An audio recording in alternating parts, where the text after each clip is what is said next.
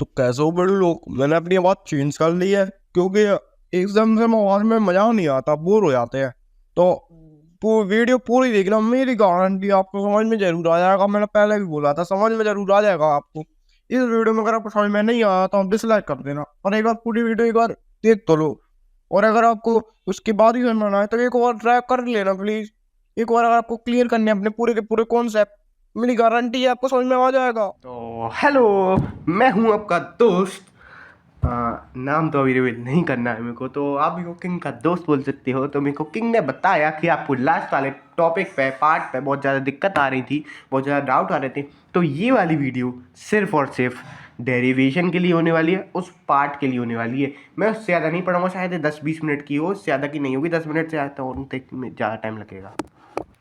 और मेरे को लगता है कि फ्लैशलाइट चालू कर देनी चाहिए, हर बार की तरह मैं इस बार ही भूल गया। हमने फ्लैशलाइट चालू कर दी है, तो चलिए डिराइव करते हैं क्वेश्चन ऑफ एसएचएम, जिसे हम कहते हैं ज्योमेट्रिकल इंटरप्रिटेशन ऑफ एसएचएम भी। तो जैसा कि हमको पता है, एक बॉडी को अगर एसएचएम करना है तो सबसे नेसेसरी कंडीशन होती है एफ इक्वल टू, ऐसा ही हो जा, क्लियर हो गया, F equal to minus K x. Necessary condition है, इसके बिना बॉडी एसएचएम नहीं करेगी, है ना। मैंने कल भी बताया था आपको, और ये सब तो बता दिए कि क्या होता है पॉजिटिव कांस्टेंट फॉर एसएचएम, जिसको हम फोर्स कांस्टेंट भी कहते हैं। और एक्स क्या होता है, एक्स हमारा होता है डिस्प्लेसमेंट फ्रॉम मीन पोजीशन। इतना बता दिया था मैंने, ठीक है। तो आप एफ को क्या लिख सकते हो, F equal to M A होता है। ये तो हमने बचपन में पढ़ा है, एलएलएम में भी पढ़ा है और 9th में भी पढ़ा है। तो ऐसा हम लिख के बाद यहाँ पर ऐसे लिख सकते हैं, एफ की अगर हम वैल्यू में M A F equal to M A अगर इसमें लिख लें तो एम ए इक्वल टू क्या आ जाएगा, माइनस के एक्स। हमें पता है कि अगर हम x को एक बार अगर हम x को एक बार डिफरेंशिएट करते हैं तो v आता है, और v को एक बार करते हैं तो a आता है।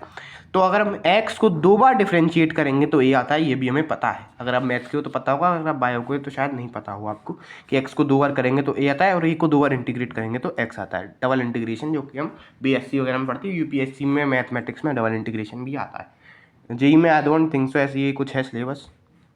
तो अगर हम x को दो बार डिफ्रेंशिएट करते हैं तो e आता है। तो हम लिख सकते हैं m into D two square X upon D T square plus K X को क्या इधर था माइनस का, इधर ले आया तो प्लस का हो गया, ठीक है। तब बेसिक मैथ इक्वल टू 0। अब मेरे को m की ज़रूरत नहीं है, मेरे को फ्रिक्वेंसी चाहिए। यहाँ पर फ्रिक्वेंसी कुछ है नहीं, तो हम दोनों तरफ m से डिवाइड दे देंगे। तो अगर हम यहाँ पर m से डिवाइड देंगे तो ये तो कट जाएगा। तो D two square X upon D T square plus K by M into X equal to 0। अब K by M, omega equal to क्या होता है, under root K by M. दोनों साइड स्क्वायर करेंगे तो omega square equal to K by M. आ गया समझ में। तो ओमेगा स्क्वायर की वैल्यू यहाँ रख देंगे, ओमेगा स्क्वायर रख देंगे, के बाय एम की वैल्यू मतलब हम लिख सकते हैं D two square X upon D T square plus omega square X equal to 0। ये भी एक इक्वेशन है, पर यस ये मतलब ये भी आप कह सकते हो ये हमारा आंसर है, पर ये हमारा फाइनल आंसर नहीं भी है। क्यों? क्योंकि ये अभी सिंप्लीफाइड नहीं है, इसमें डी टू स्क्वायर ये सब तो कॉम्प्लिकेटेड है। हम सिंप्लीफाइड में बिलीव करने वाले छात्र हैं। सर हम डेरिवेशन कैसे करें? तो डेरिवेशन बहुत ही ज़्यादा सिंपल है। मैं आपको एक छोटी डिटेल बताऊंगा, आपने भले ही बचपन में कुछ ना पढ़ा हो पर अब पढ़ लोगे आप, ये मेरी गारंटी है। हमने बेसिक पहले पढ़ चुके, तो f equal to minus K x ऐसे हम लिख सकते हैं, और f को हम लिख सकते हैं एम ए और इक्वल टू के एक्स। ये मैं पहले भी बता चुका हूँ, f equal to M A होता है, f equal to minus K X. तो ये सेम है, तो हम इसको भी सेम बोल सकते हैं। हम दोनों साइड m का डिवाइड दे देंगे, m से m मर जाएगा, इक्वल टू माइनस के बाय एम इंटू एक्स। अब माइनस के बाय एम को कम करके लिख सकते हैं, ओमेगा स्क्वायर लिख सकते हैं, बता चुका हूँ मैं। थोड़ा पीछे आइए वीडियो में, अगर आपको बताना है तो वैसे बता ही देता हूँ मैं सर आपको एक बार।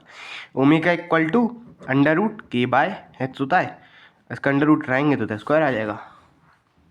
के बाय एम होता है, सॉरी एक्स नहीं एम होता है, ठीक है।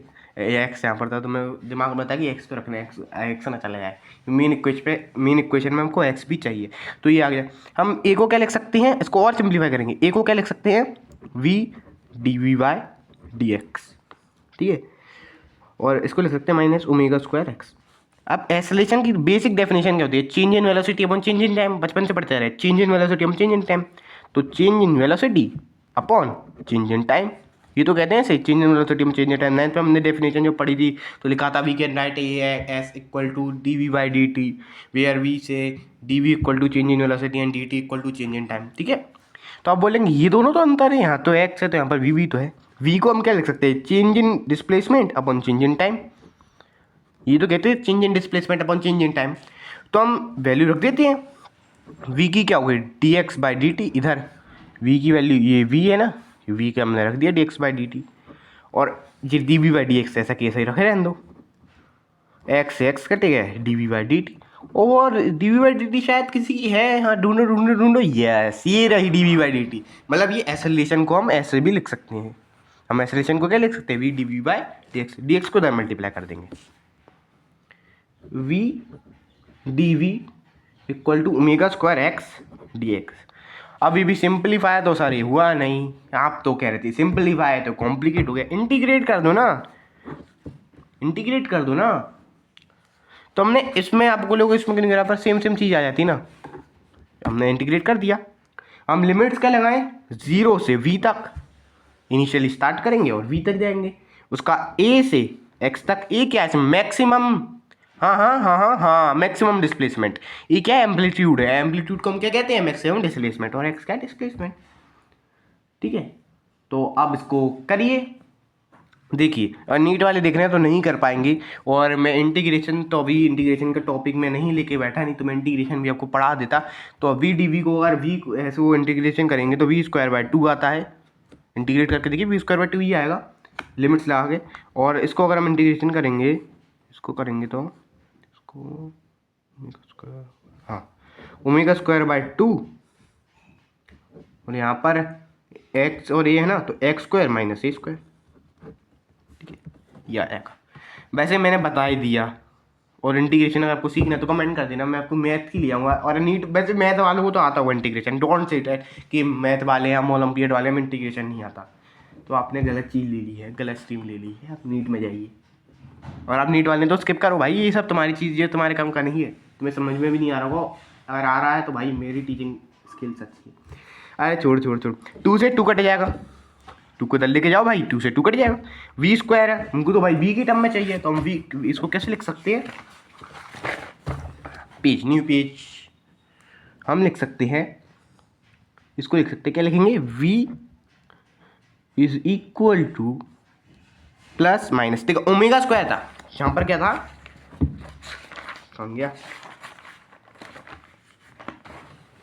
यहाँ पर ओमेगा स्क्वायर था कि ओमेगा स्क्वायर पे अंडर रूट आएगा तो ओमेगा आएगा। अब यहाँ पर ओमेगा क्या आ सकता है, प्लस का भी आ सकता है, माइनस का भी आ सकता है ना। कि तो हमने बचपन में 10th में पढ़ा है कि हम अगर अंडर रूट से उठाते हैं तो हम 2 लिखते हैं, प्लस माइनस ऐसे लिखते हैं ना। तो वी को क्या लिखते हैं, V equal to plus minus omega under root A square minus X square. वैसे अगर आप बोर्ड मतलब 11th की तैयारी कर रहे हो तो इम्पोर्टेंट ही है बहुत ज़्यादा। अब मैंने क्या बताया था, वी क्या होता है, change in displacement upon change in, आप बताएंगे टाइम। शाबाश, I know you can do it, come on you can do it. उसको हम क्या लिख सकते हैं, equal to plus minus omega under root A square minus X square. आप बोलोगे कभी डिफरेंशिएट चाहते हो करते हो, भाई यही डेरिवेशन है भाई यही। अब हम इसके करेंगे, अब भर से डिफरेंशिएट का इंटीग्रेट, फर्दर इंटीग्रेट करते आएंगे फाइनल में हमारा आंसर। बस देखिए, अभी आप इतनी बड़ी क्लास में नहीं आए हो कि हम आपको बताएं कि इसके बाद क्या हुआ। अगर आपने इतना लिख दिया, उसके बाद लिख दिया फॉर फर्दर इंटीग्रेटिंग, हर जगह आपको ये लिखा मिल जाएगा, बता दीजिए कहाँ पर। आप इतनी मतलब सर्च कर, आप कहीं भी चले आइए, इसको आप इंटीग्रेट करेंगे तो आप करके दिखा दीजिए। अभी इंटीग्रेट, मैं यहाँ पर बैठा हूँ, आप इंटीग्रेट करने की कोशिश करिए। ठीक है, कॉम्प्लिकेटेड हो गया ना इंटीग्रेशन, जो मैथ वाले हैं, जो टॉपर वगैरह हैं, वो तो कर पा रहे होंगे, पर अगर आपके लिए कॉम्प्लिकेटेड हो रहा है ऐसा इंटीग्रेशन, तो बस ऐसा कह दीजिए। इसको इंटीग्रेट करने के बाद आपका आंसर आ जाएगा X equal to A sine omega T plus 5।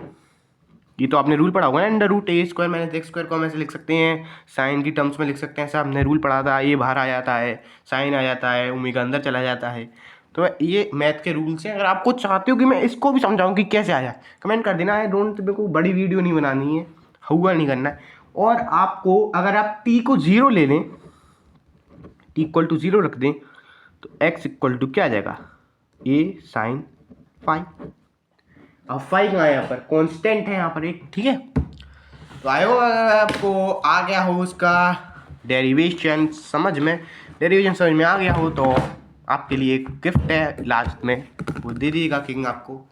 और अगर आपको पूरे फुली एनिमेटेड भी चाहिए तो मैं शायद फुली एनिमेटेड चैनल अगर आप रिक्वेस्ट करेंगे तो एक ऐसा चैनल बनाऊंगा जिसमें फुली एनिमेटेड, ओनली एनिमेशन के अलावा कुछ नहीं। इतनी फालतू की चीज़ें होती हैं, हम एनिमेशन बता रहे हैं कुछ नहीं। मैं आपको हिंदी इंग्लिश का भी दे सकता हूँ अगर आपको चाहिए एनिमेशन। अभी फिजिक्स का भी चल रहा है तो चल रहा है, अगर आपको कोई दूसरा चैप्टर भी पढ़ना है तो उसके साथ साथ मैं दूसरा चैप्टर भी अपलोड कर दूँगा। सिंगल में कमेंट जानना है, आई know you can do it. और आपको नहीं समझ में आया हो तो एक और कमेंट कर देना, बस मैं इसको आधा घंटे समझाऊंगा, मेरा वादा है आपको क्लियर करके रहूँगा। अगर आपको समझ में नहीं आया हो, आपको बेसिक से समझाऊंगा, ABCD तक पढ़ा दूंगा, आपके पास कमेंट कर देना। तो भिड़ू लोग, मेरी तरफ से आपको एक छोटा सा गिफ्ट, अगर एक बार समझ में आ गया तो